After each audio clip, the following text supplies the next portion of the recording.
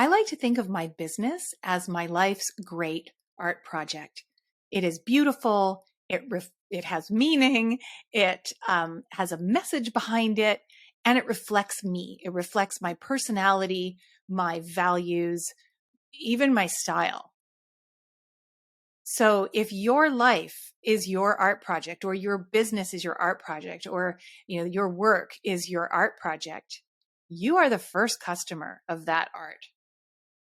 Do you love what you're creating? And if not, why not? The world really needs you to do the thing you love, and the world really needs you to go all in with it. What does it take to put your life's work out there in a really big way? How much can I do with this one precious life? Welcome to The Selfish Gift. Welcome to the first episode of Season 2 of the Selfish Gift podcast. I am delighted to be back and really glad to have you here with me too. Today, I'm trying something a little bit new. This is my first ever solo episode. It feels a little bit weird to be speaking to a camera and not a human being, but I'm going with it because there's something that I want to dive deeply into, and a topic I want to explore and something to explain.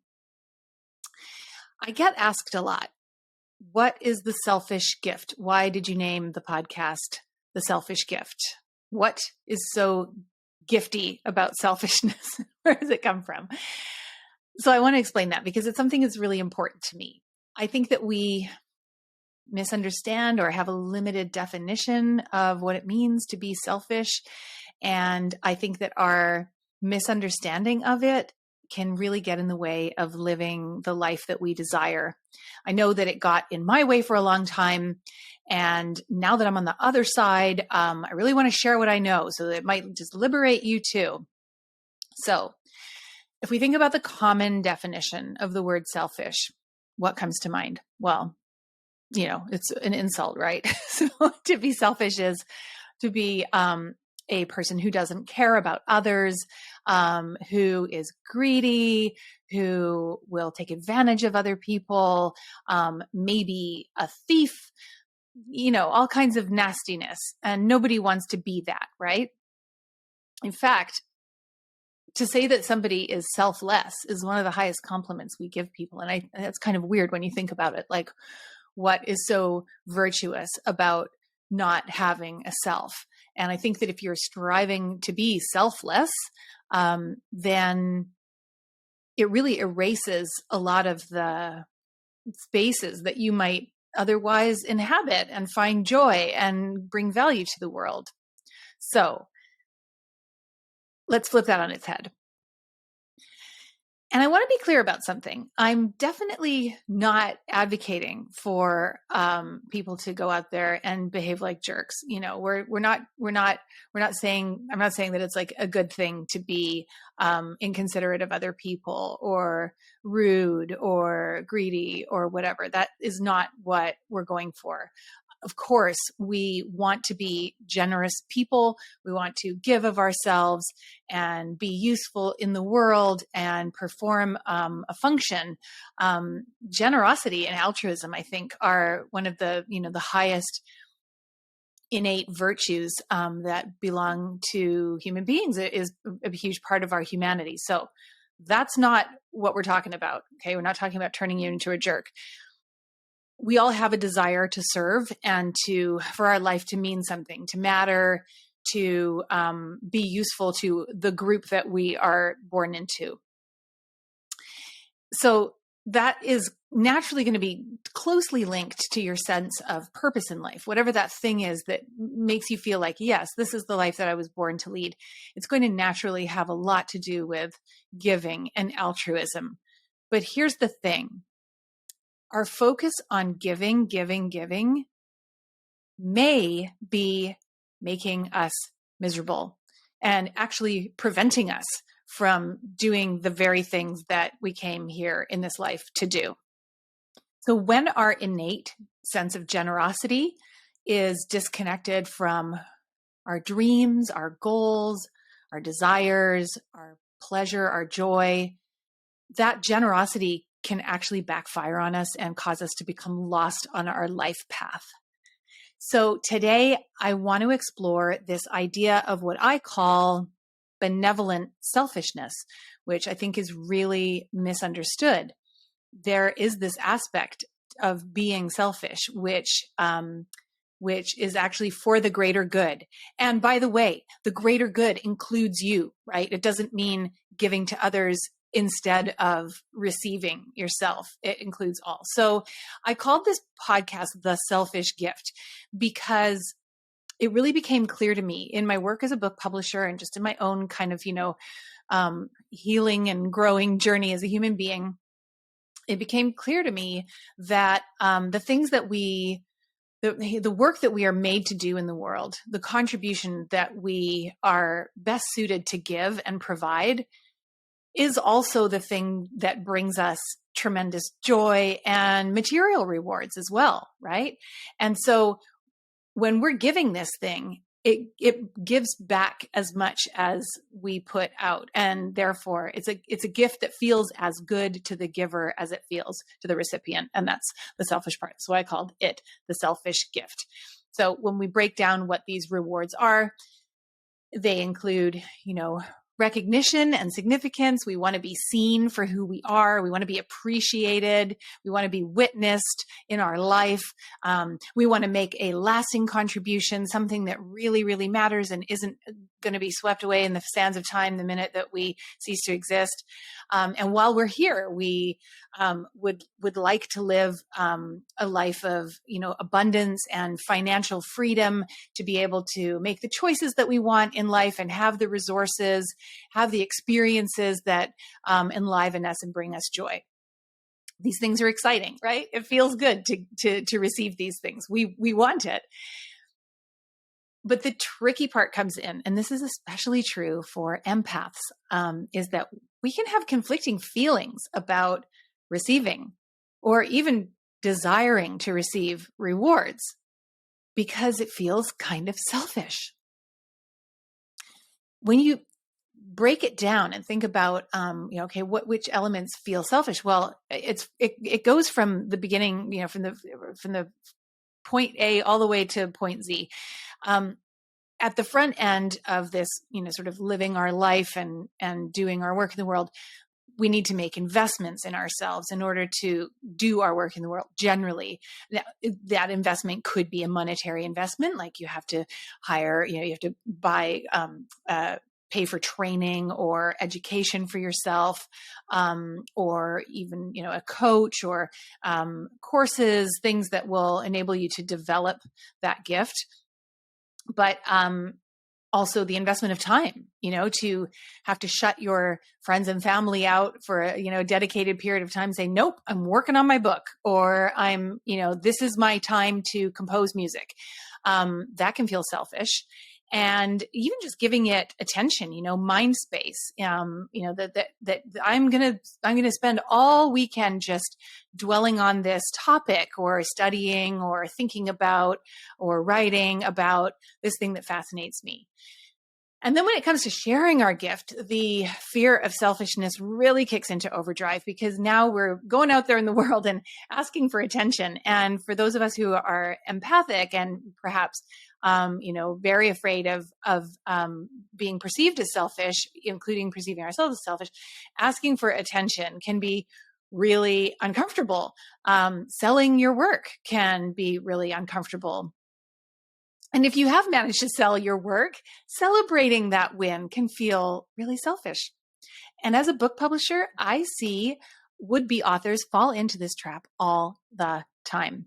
And again, the more empathic they are as a human being, the more likely they are to fall into this pitfall. They want to share their writing, but they're too shy. They want to invest in coaches or courses, but they're prioritizing everything else in their life first instead.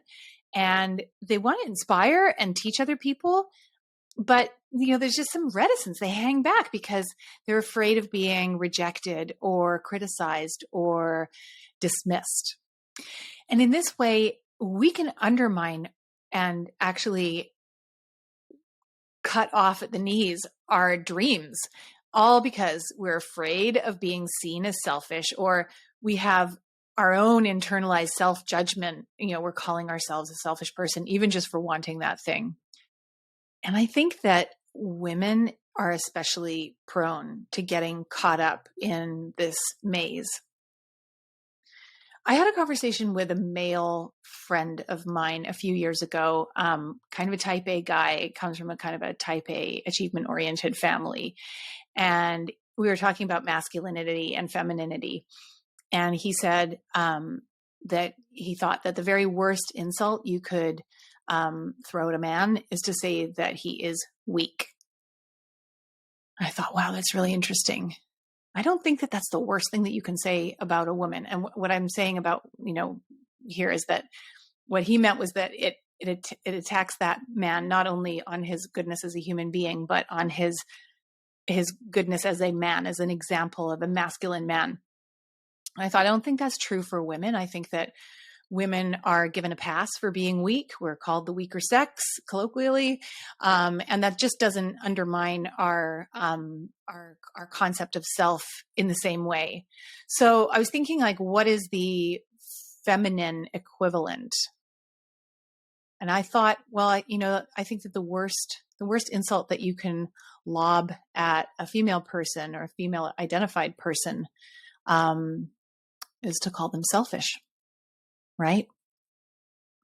Because females are not supposed to be selfish. Females are supposed to be thoughtful of others above themselves always. And I want to just also say that I recognize that I'm speaking these words from the perspective of a cisgendered female, but I think that it holds true for trans masculine people who were raised as girls, and probably also for trans feminine people who might have been raised as boys, but who identify with the cultural norms of femininity. And this is just really a trap. I could see why it happens. We come by it honestly. It's well-meaning, but it's got to stop. It's just got to stop. All of this putting yourself in the back seat, all of this feeling, hesitation around claiming what's yours, around prioritizing your own needs. It's so counterproductive. You can see it when, I don't know, have you ever shared a dessert with a bunch of women? Okay, my example. The waiter comes, anybody want dessert? Everyone's like, no. Okay, I'll just bring one for the table and a bunch of spoons. All right. Everybody wants a spoon, of course. And as soon as the dessert hits the table, there's like just this flash of like silverware and cream, everything goes flying. That thing is gone in 3 seconds flat. And then the tiramisu massacre grinds to a halt right at the point when there's one big bite left in the dish. And all of a sudden, nobody wants it. Oh no, I'm so full. No, you have it. I don't want it. No. Nobody wants the last bite. Why? Because that would be selfish. Well, I always take the last bite. You know what? Because that tiramisu was put on earth to bring pleasure to people, and I want it to fulfill its purpose. But forget about the cultural or common definition of selfish. What does that word actually mean? Like, according to the dictionary in language. And I looked this up, of course, and I found a bunch of different definitions, including, lack of concern for others' feelings. But what most of the dictionary definitions boil down to is this: to be selfish means putting yourself first above others, putting your needs above those of someone else or everyone else. It does not mean the same thing as cruelty. It does not literally mean neglect or ruthlessness or exploitation. It just doesn't mean any of those things. It simply means one thing. It means putting yourself first and saying, not all the time in every situation, but in this case, my objective is most important and will be given the consideration. Somebody's needs are going to have to go first in every situation. Why not yours? Why not? let's look at some examples of times when, of course, it's okay for you to put your needs first above the other person in the situation, or even the situation as a whole. What about when you are asking for help? You're asking someone to drop what they're doing and focus on what you need and provide something to you. That's okay. Of course it is. What about making those investments in yourself? You're putting your need, whatever that investment is, above other things that money could go to. That's not a bad thing. And even just pursuing life on your own terms, saying, yeah, I don't really want to go to med school. I want to play in a band. This is a fundamental human right. I often hear people frame this as, and excuse it and justify it as, putting your own oxygen mask on first, right? You want to resource yourself and fill up your well, fill up your cup so that you have something to pour out to others, as if the only reason to put yourself first would always only be as a mechanism to which you can get in a position to give to others again and put them above you again. And I think that is absolutely true. You absolutely need to be giving when you're giving. We all do want to give at times. We want to be giving from a place of plenty, from a place of being well-resourced. That is absolutely true. But I'm going to go a little further than that and say that when it comes to being benevolently selfish, I actually think that even our acts of just generosity and pure altruism have an element of benevolent selfishness to them. What I mean by that is it feels good. It feels good to relieve the suffering of another person. It feels good to give and know that you've met a need. It feels good to bring someone joy. In fact, when people say to us like, oh my God, thank you so much, one of the ways that we commonly respond is to say, my pleasure. My pleasure. My pleasure. Right? You get it? That pleasure that I'm feeling right now, that's mine. I just gave to you. I just met your need, but I'm the one sitting here basking in pleasure. So I have met my own need by meeting yours. And in this way, I think that we can rehabilitate the concept of selfishness. And you're like, okay, there's absolutely nothing wrong with meeting your need to bring pleasure or relieve suffering or bring assistance to another person. It should be a pleasure to give. And this is another place where benevolent selfishness comes in, because benevolent selfishness can mean saying no. It means saying no to the wrong person. So giving feels good when, like, yes, this is a reciprocal relationship, someone that you care about, an important, somebody who needs you and who matters to you. But you can and should, absolutely, we can and should say no to coercion, to obligations that are placed upon us that have no business being on our back. Saying no to bullies and refusing to be manipulated or controlled. Those things are also acts of benevolent selfishness. You're doing what is right, even though it is placing your need above the person in front of you. In a way, like having boundaries is benevolent selfishness. Setting your own priorities, determining your own life path is benevolent selfishness. Self-determination is a basic human right and a deep psychological need. There's nothing wrong with it. It is good. It is for the good. And when we are writing, publishing, creating, and sharing what is really deeply ours to share, it feels amazing. And that's when all those rewards start flooding in. The artistic and creative rewards of just going, ooh, just like, look what I'm capable of. This is so joyful. Making other people happy, helping to meet needs, and knowing that you're walking through life using your favorite and best part of yourself. And what about just the pleasure of immersing yourself in the task or activity that you love and doing that thing all day long? What about the luxury of focusing on a really specific niche field of study that you find fascinating?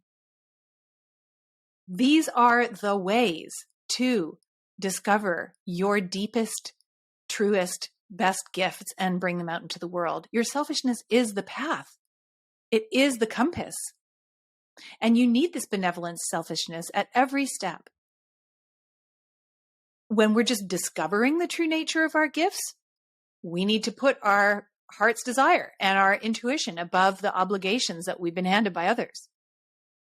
And then to develop that gift, we need to give ourselves the grace to be a beginner and then devote time and attention to developing mastery in that field. To share our gift, we need to apply ourselves to creating something that can be used and utilized by others.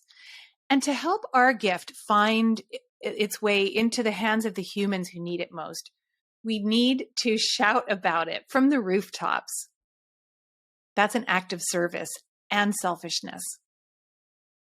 When what you selfishly love is the compass that points you to your greatest contribution and your happy place. So it's service to humanity and personal fulfillment.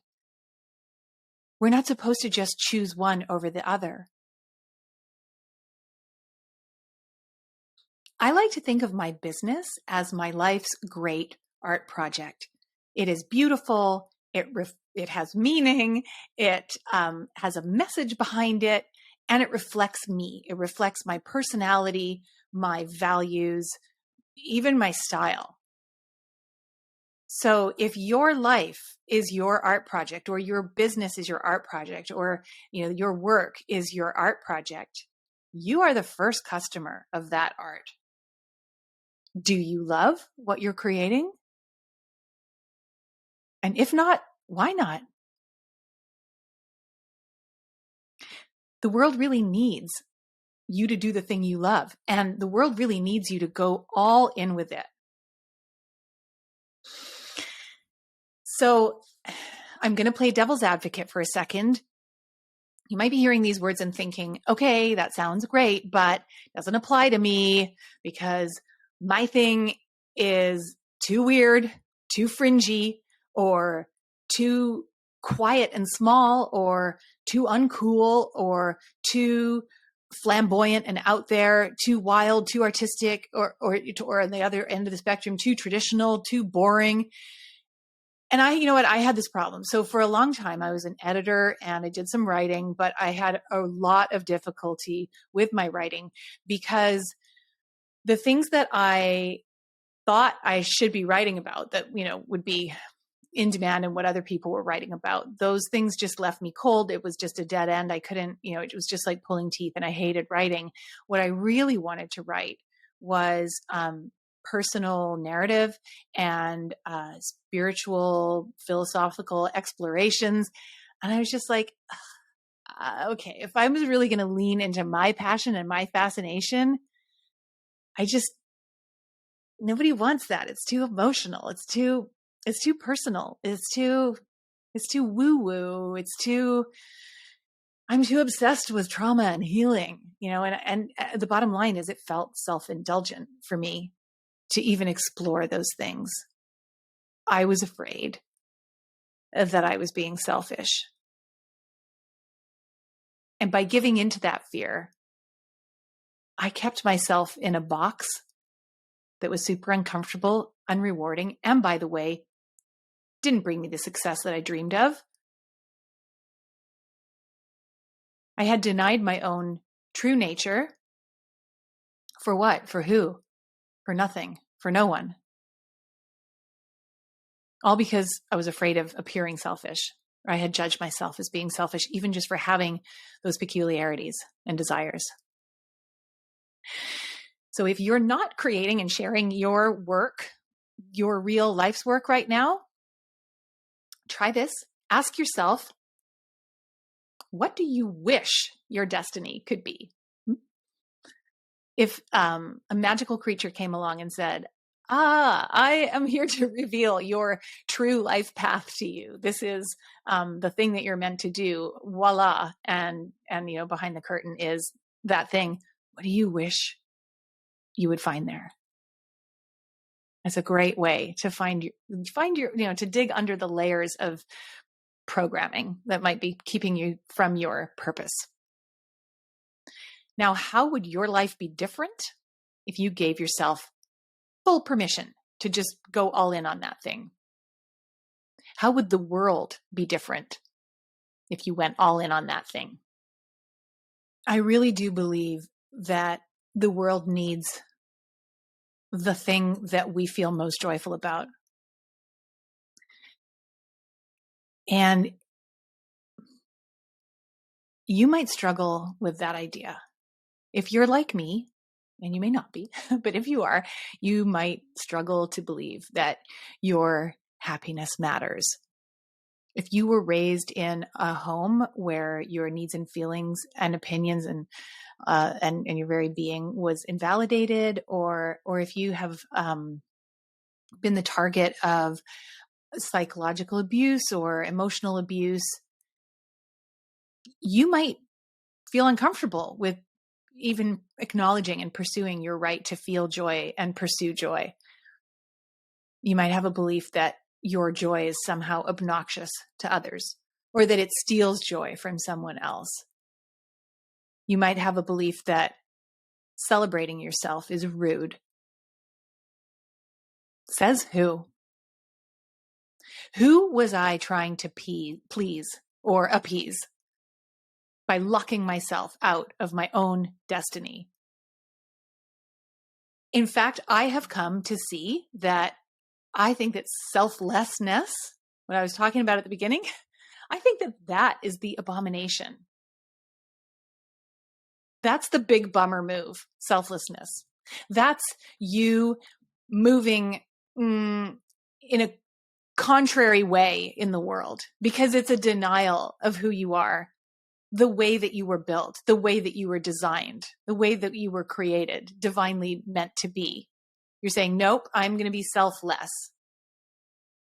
And when you move through the world thinking like, I'm going to make everyone's, if there's any person in my space, then automatically they matter more than I do. And no matter who they are or what they mean to me or what they're trying to get me to do, they are more important than I am. That leads to resentment. That is basically codependency. It means that you're overly invested in other people's perspectives and life stories and not enough in your own. And when you think about it, each one of us is responsible for a specific portion of all of humanity. And that portion is the human that you are living inside of and walking in this world as, right? So self-abandonment is an abdication of your most fundamental responsibility as a human being. So care, definitely care. I'm not saying don't care about others, but care for who and what matters to you. Embrace them, give generously as a healthy form of benevolent selfishness, and enjoy what that feels like. I mean, think about even Mother Teresa, right? One of the most often held up as a super selfless person, but really, because she wanted to do that. That was her life. That was her mission and her calling.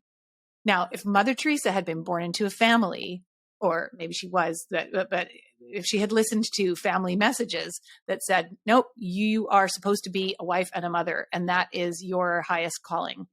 If she had listened to humans around her saying that and not followed her heart, where would the world be? Much worse off, right? And think about the authors who have changed your life the most for the better, whose words have absolutely lifted you out of the doldrums or shown you a clear path forward or taught you how to acquire a necessary skill that you now love. What if that author had gotten stuck at the hurdle of like, oh, I can't devote all that time, attention, money, whatever, to writing those books or even acquiring that expertise because that's just too self-serving. I should just do what the person next to me thinks I should do. Don't let the fear of being perceived as selfish prevent you from putting your dreams front and center and fulfilling your highest purpose.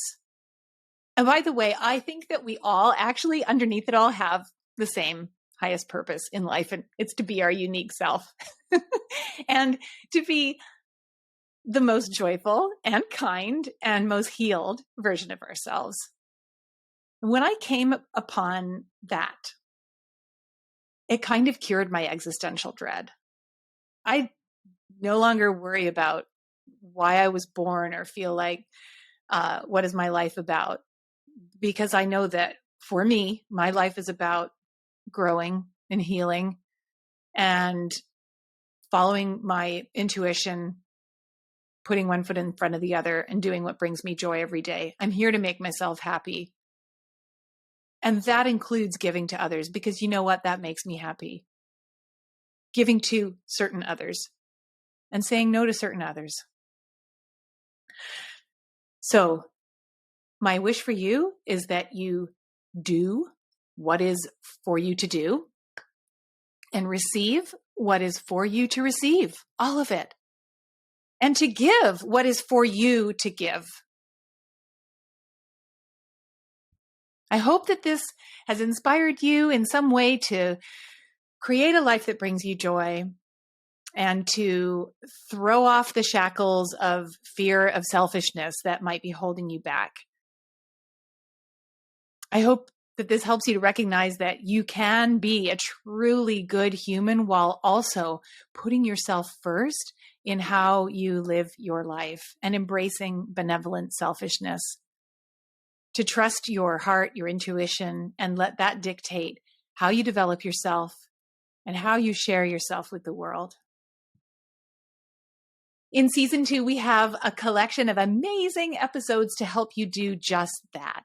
I've sat down with published authors and editors and ghostwriters and coaches and all sorts of publishing professionals who help them to achieve their life purpose by sharing themselves selfishly and generously.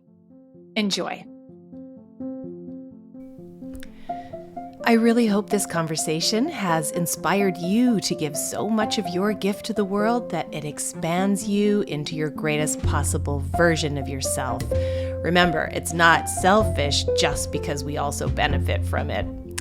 And here's where I get to make a selfish request. New podcasts need all the help they can get. If you enjoyed this episode, please rate the show and subscribe to us on your favorite platform.